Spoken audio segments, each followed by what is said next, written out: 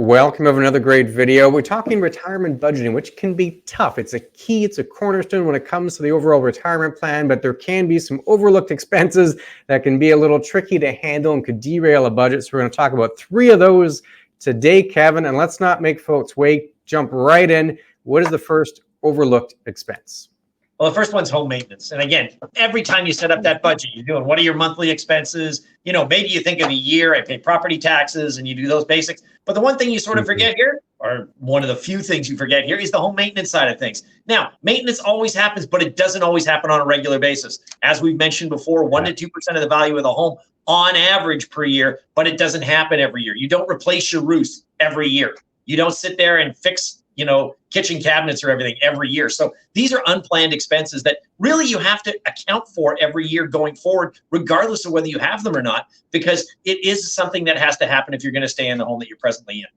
Yeah, and it's the tricky part is the on average, right? That's the idea. Yes. You get very lumpy expenses. Home maintenance is a common example, one we see quite frequently with the clients we work with, but it could be something else as well. Really anything where you're trying to average it out to make it look like it's a smooth, regular occurring expense when in reality it's not, that could derail the budget. That's the idea. It's a lumpy cash flow, harder to budget for because you don't know when that big lump is going to occur. Like my wife and I built the house in 2018.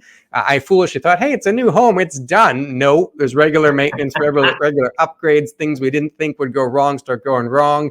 And what we had in terms of home maintenance budget, well, in the second year, all of that got spent within 2 months just because a few things went wrong all at the same time. That's really the issue is that, hey, it's an average expense over maybe a 10, 15-year window, probably averages out to right on budget, but you're going to get these lumps that make it tough. How you handle that, Kevin, is ideally you make your budget, you use the average, but then in addition, you give yourself some cushion, perhaps an emergency fund, a bit of cash set aside so that when these averages happen or the lumps happen, or the higher than expected pieces anyway, you got a little bit of a cushion you could use to kind of absorb some of that additional item. Does that make sense, having that extra savings? Yeah, I mean, as you mentioned, the emergency fund is the big factor that you really have to take a look at because, again, the majority of these things, some of them are planned, but a lot of them don't happen. If the furnace quits on you, you have to get it fixed. If the water heater goes, you have to get it replaced. And these are not expenses that you can say, oh, well, I can wait 5 or 6 months. Middle of winter with no furnace in Manitoba, you are really going to feel that one if you don't replace it. And that is not a cheap expense. And that's where that emergency fund comes in.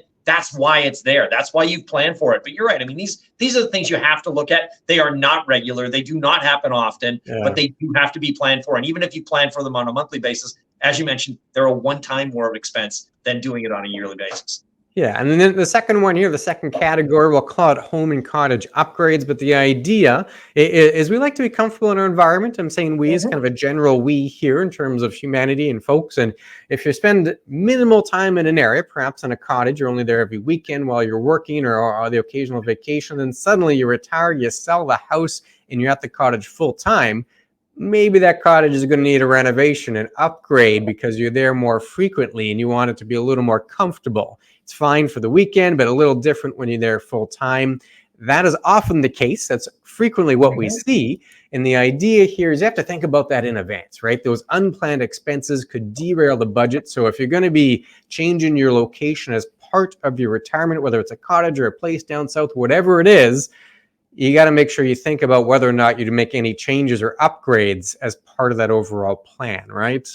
Yeah, and not only that, but I mean, it's just traditional on certain things. I mean, if you bought your house back in the 70s, chances are, maybe you have fixed rooms. I mean, the big phrase nowadays when you're going to a home is, I want open concepts. So maybe you're entertaining more now that you've been in this home for a long time, and you do want to do that. There is an unplanned expense. You're either removing walls or you're putting granite countertops in to make the house a little bit more accessible in case you ever decide to sell or things along those lines. So yeah, even that just upgrading plan, again, it's not usually a planned expense that you've done first thing, and it's going to be a one-time big area. You're not paying this off on a 5-year plan if you can afford it. Yeah, and there's no magic solution. The idea is just to give it some thought in advance, right? So if that is part of your overall retirement plan, well, then maybe you need to allocate some expenses for an upgrade or a renovation as part of the overall budget. So we went through 2, we're going to go through 3, and we get questions like this all the time. So if you have questions of this nature or anything else in the financial plan, you can see Kevin's already pointing to it. Go to chatwithclintonkevin.com, fill in the form, comes right to us. We'd love to hear from you. We'll address those questions as quickly as we can. We'll get into the third overlooked expense here, Kevin. And there's nothing wrong with any of these in terms of expenses. No negativity here. We're just mentioning things to think about. And the third one definitely falls into that category. It's generous gifts for maybe kids, grandkids, but perhaps giving a little extra and stretching your budget. Yeah, and I mean, let's face facts. Growing up, if you have kids or you're getting into that grandkid scenario, chances are you provided them with a lot of things. Maybe you sent them on trips, or you've given them money for this, you've given money for that. Well, just because they've hit that adult status and are either on their own or whatever else, doesn't mean that you've necessarily stopped. Maybe they're in an apartment, they're looking for a home, you're going to gift them money to get a down payment or things along those lines. Traditionally, you still continue to help your kids out as they get older, and that's a planned expense that most people don't have in there. It's not listed on the, okay, well, this is something I do monthly or this is something I do once a year. But when it comes up, okay, let's give them 10,000 or let's give them 15,000, depending on what the case may be. And again, that's something that you don't plan for, but should be planned in your budget, because inevitably it always happens. Whether or not people want to think about it once they're out of the house does not necessarily mean that they are not there anymore, that you don't look after them in some format. I've always had that one from my parents going, well, we got to make sure they're not looking after you, but I will look after my grandkids just in case. So again, that's an option that comes around and should actually be planned in addition to everything else that we've mentioned. Yeah, and on a personal level, I can definitely see that with the grandkids. Like, my folks are retired, and when the first grandkid came along, a granddaughter, my niece, the kind of spoiling the budget, they just threw that out the window. And I don't blame them. It's certainly lovely, but if you're going to be part of the retirement plan, you got to have a realistic budget. And this is definitely something we see frequently. And the simple solution, you just revisit the budget every so often, right? Doesn't mean it has to be bad that you have to stop and not do that thing. Well, no, you can certainly do that, but then revisit that budget maybe every couple of years, certainly within the first few years of retirement, and then on occasion after that. But those regular touch-ins with the budget will allow you to see, okay, did I give too much? Do I have room to give a little extra? And you can update. It's more of an organic document than it is carved in stone. That's the concept here. So we went through three of them there, Kevin. A quick recap of the different three. You've got the first one where you have lumpy expenses, right? We use averages for budgets, but they don't occur on an average. That can be tough. An emergency fund is great for that specific situation to give you a bit of cushion.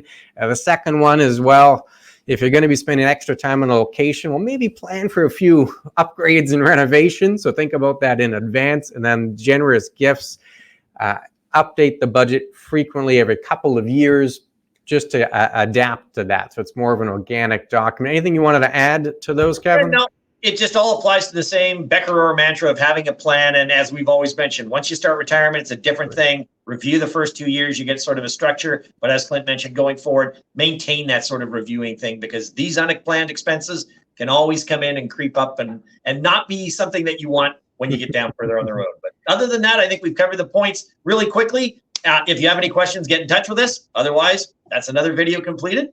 Yeah, absolutely. If you love this video, there's one floating on the screen now, how not to run out of money in retirement. So you'll definitely like that one as well. Click on that video and we'll see you there. Take care, everyone.